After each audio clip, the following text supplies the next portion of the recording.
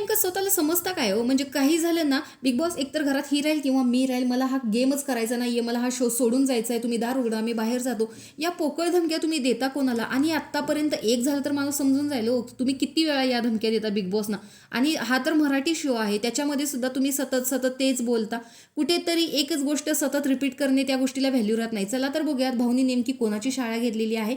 Hi guys, तर big बॉसच्या घरामध्ये सतत राकेशचं जर भांडण झालं ना टास्कमध्ये, तर त्याचं एकच असतं की मला बिग बॉसच्या घराच्या बाहेर जायचं आहे, मला हा शो सोडायचा आहे, एकतर ही राहील किंवा मी राहील. आणि हे जास्त करून अनुश्री आणि रुचिता या दोघींसोबतच झालेलं आहे.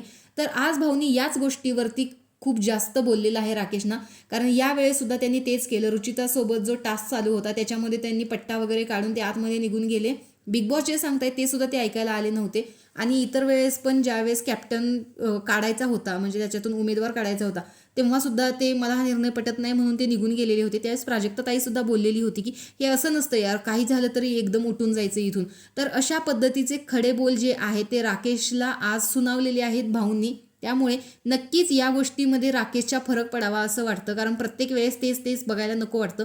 एकदा तो करतो तर ठीक वाटतं. दुसरी गोष्ट म्हणजे अनुश्रीसोबत ज्यावेळेस तो जोडीच्या बेडीमध्ये होता त्यावेळेस सुद्धा तुम्ही असं केलं की काही बोललं मी शांत बसणार. म्हणजे पाहायला गेलं तर या आठवड्यामध्ये तुम्ही जास्त दिसलेलाच नाही आहात. एकतर तुम्ही दोघं बेडीमध्ये होता, असं अनुश्रीमध्ये चांगला फरक झाला, कारण बऱ्याच गोष्टी तिने तुमच्याकडून शिकल्या. पण तुमचं असं झालेलं होतं की मला काय बोलायचंच नाहीये, मी आता इथं ऑडियन्स झालेलो आहे, मला फक्त बघायचं आहे, शांत राहा. तर अशा गोष्टी खूप चुकीच्या आहेत. घरामध्ये जे घडतं त्याविषयी तुम्ही बोललं पाहिजे. ज्या गोष्टी चुकीच्या आहेत त्याविषयी तुम्ही स्वतःचं मत मांडलं पाहिजे. रुचिता तुमच्यासोबत बोलायला आली होती ज्यावेळेस तुमचं काहीतरी ते चेस्ट क्विज केलं, हे असं काहीतरी विषय झालेला होता. दीपाली सय्यद यांच्यासोबत तुम्ही बोलला, असं काहीतरी झालेलं होतं. त्यावेळेस तो मुद्दा चुकीचाच होता आणि हे खूप घाणेरडे ॲलिगेशन्स होते. पण रुचिता ज्यावेळेस तुमच्यासोबत बोलायला आली त्यावेळेस तुमचं असं होतं की मला बोलायचंच नाहीये, मी नंतर बोलेन. आणि तुम्ही नंतर स्पष्ट कॅमेऱ्यासमोर सांगितलं की मला विशाल कोटियन आणि रुचिता या दोघांचं थोबाड बघायचं नाही. तर अशा गोष्टी खूप चुकीच्या आहेत. तुम्ही त्यावेळेस ती गोष्ट क्लिअर करायला हवी होती. तर आज भाऊंनी चांगलीच राकेशला दमदाटी केलेली आहे. तर हे बघून तुम्हाला कसं वाटलं हे कमेंट बॉक्समध्ये सांगा आणि अशाच व्हिडिओसाठी आपल्या चॅनल सबस्क्राईब करा. बाय.